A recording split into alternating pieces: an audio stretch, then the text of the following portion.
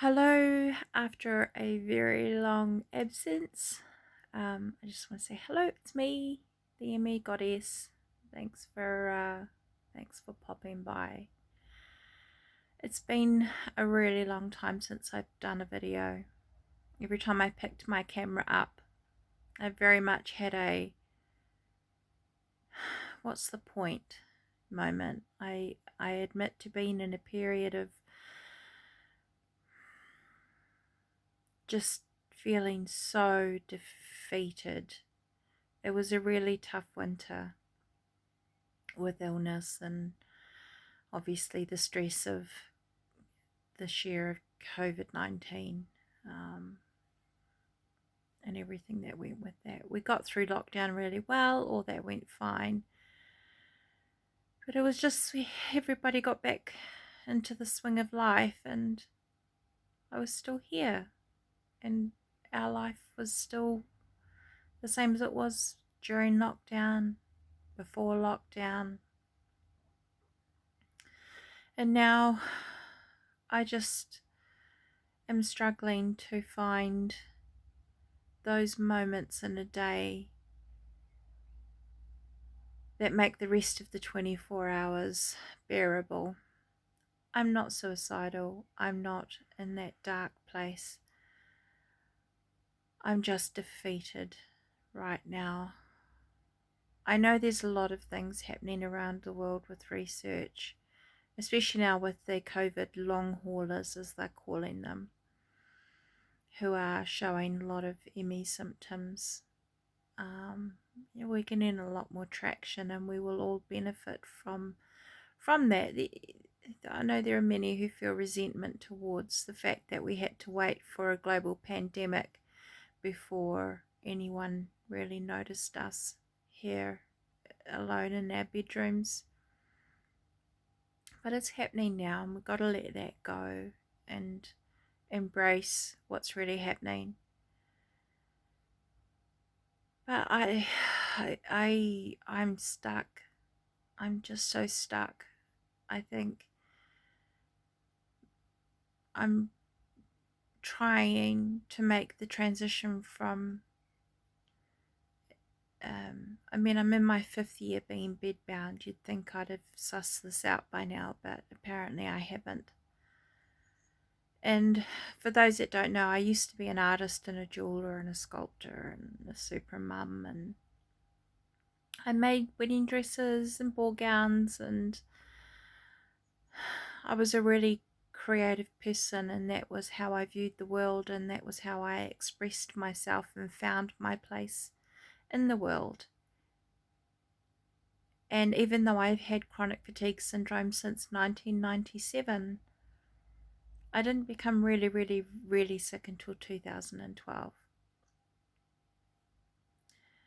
and declined until 5 years ago when I ended up in bed permanently. And I think it's a number of things. It's about just fatigue over living off the sickness benefit, fatigue over everything being tough, everything is a grind, nothing is easy.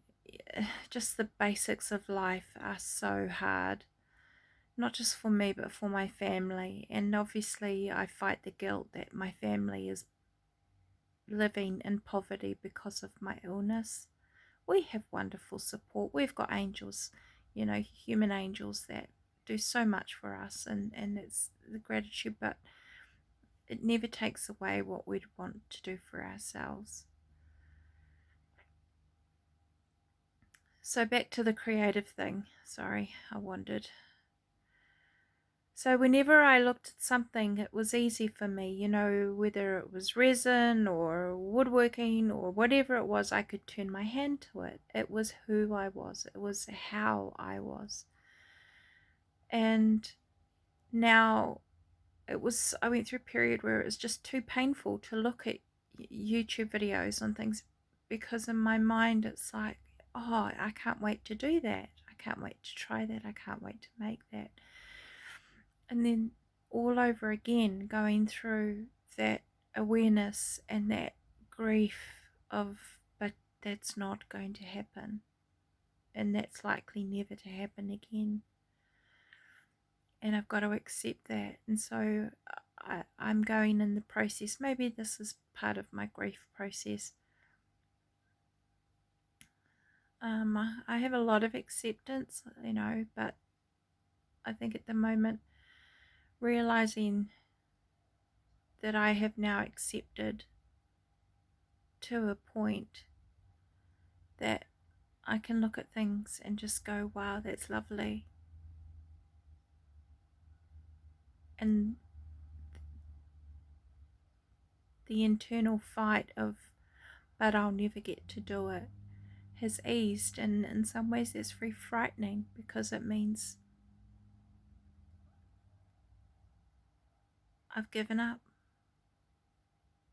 And I've had to choose whether to keep mentally and emotionally fighting for things I will most likely never be able to do again, or to be able to just accept 24 hours in a day of lying in one place, so that I have those spoons for the few minutes that my children need me.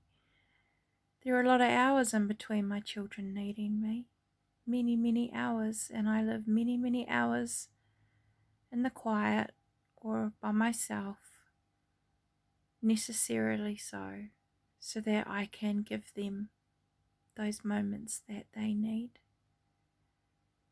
And I need them too. But it means sacrificing the last of myself to do it. And of course I do it. Of course that is reason to do it, because my children and my family have been impacted enough. But on a selfish level, or it's not selfish to need for yourself as a mother. You should need for yourself. To be a good mother, you need to need for yourself. But I have to let that go. And I think realizing that I can now watch YouTube videos and not go, oh, I can't wait to do that, or I want to do that, or I'm so sad I'll never get to do that, has brought me such a sense of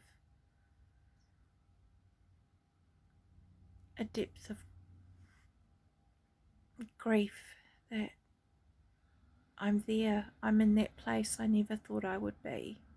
And I thought that once I got here, I would feel at peace. But now I just feel defeated. I just feel defeated. I don't feel brave or strong for having got to this point. I feel defeated.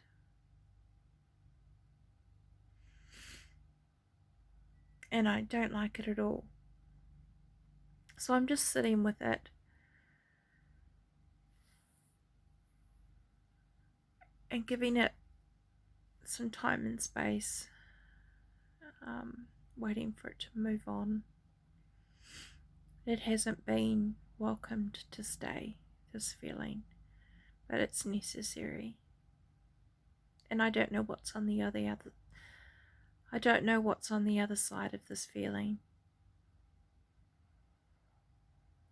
So I'm in new territory.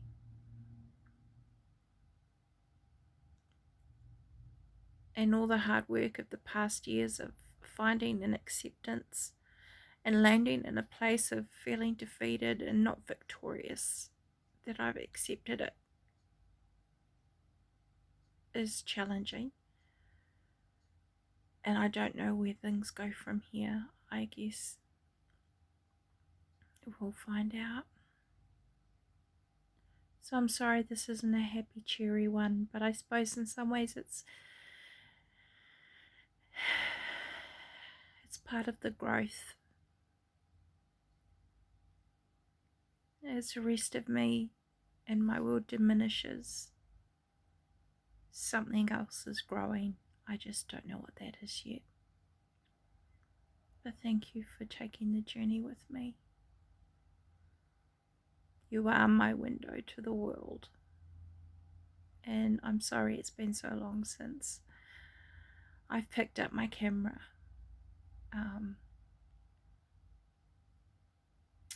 But here we are.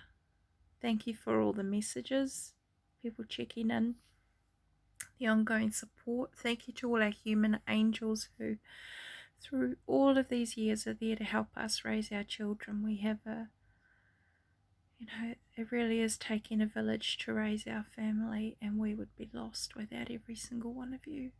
For my cyber friends, my brothers and sisters in arms, I appreciate you. I'll sign off for now, and we'll see you next time. Okay, toodles.